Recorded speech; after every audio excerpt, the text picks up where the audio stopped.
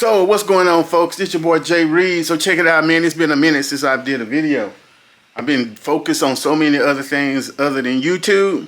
Hadn't really had a chance to do a video. In fact, it's been so long since I've driven the old girl, I don't even know if it's going to start. It's been at least, well, I won't say it's been too long. It's been at least a week since I started it up.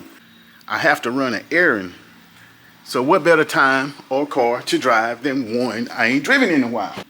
It's a good sign that the door open, but we need to do more than just open the door. We need to see if it's gonna start up. This should be like an epic cold start because it's been so long. Let's do an epic cold start.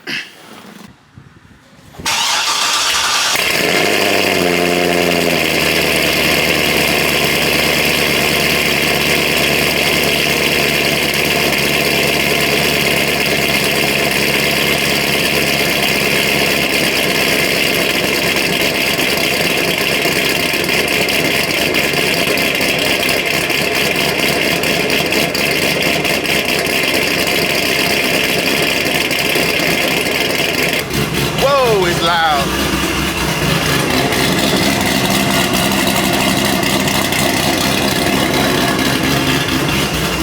Woo!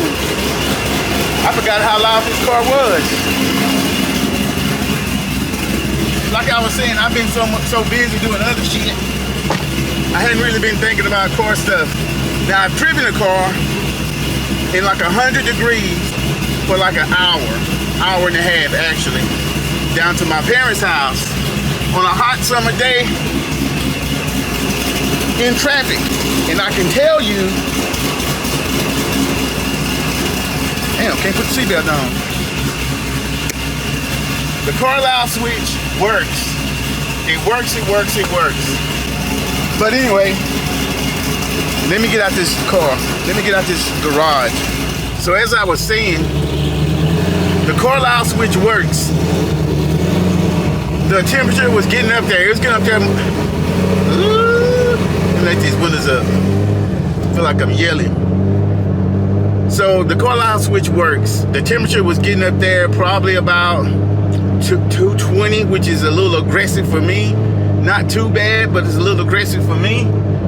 I turned that switch on, put that bad boy on high, drop down to 216. Uh-oh. Nasty. It dropped down to 216, so the switch works. Saved me about $1,500 than buying that fan. Now, I didn't even have to keep it on that long because it wasn't that bad of a traffic, but it was climbing. It was climbing, and I was right behind an 18-wheeler too, so there was no air coming, and it was hot, hot, hot, hot, and I had the air conditioner on. So that $89, $90 free installation was well worth it. But anyway, yeah, I haven't been doing too much car content lately. I've been focused on other stuff. I got the old Vette running like it should. It's feeling good, it's running good. And, nasty. And there's something else, there's another reason too. And it's kind of annoying. I don't know when I'm gonna go to the track again. So the track that I normally go to on Sunday, that I would probably be getting ready for right now, they initiate this new rule. And I can't hate on it because it's a good rule, but it's not one that I want to do. Not right now. If your car is like a 7.0, at least a 7.0, and we're talking about the 8th mile, you gotta have a fire jacket and a helmet. I always wear a helmet anyway, but I ain't got no damn jacket. Been planning on getting one, but I ain't got one. If your car is faster than a 6, if it's quicker than a 7, and mine is about a 6.5, 6.4 PB, I think.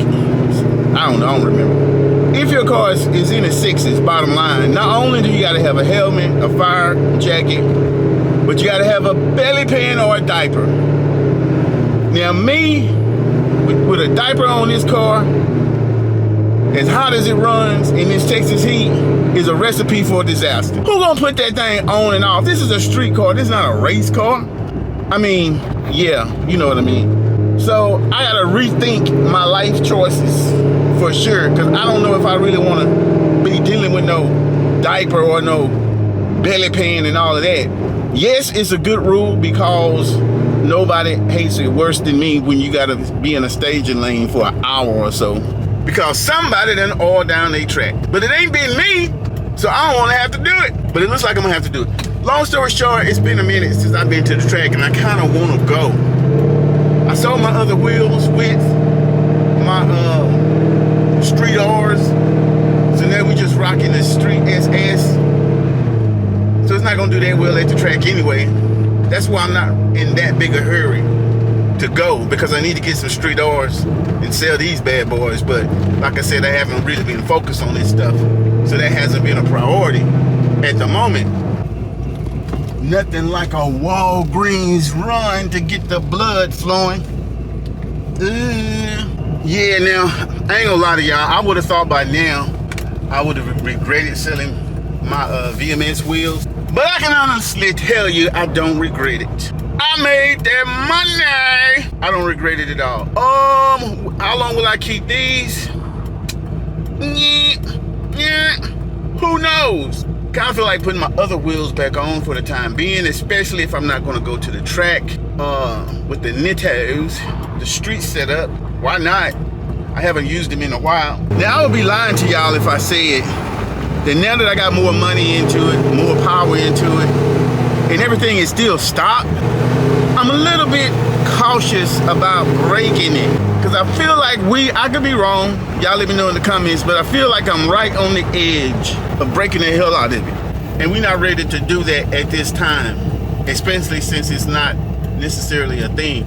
Somebody had said in the comments that since I was doing like a 130 60 foot, that's mad crazy, that I'm just itching to break some axles and some diffs and all of that stuff. And the track that I run on is pretty sticky too.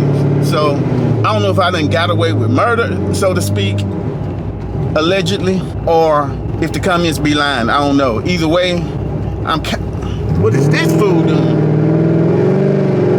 Either way, I'm kind of timid about beating up on it too much from a dig. From a roll, I don't care. But I really don't do nothing from a roll unless somebody want to get the business on the streets.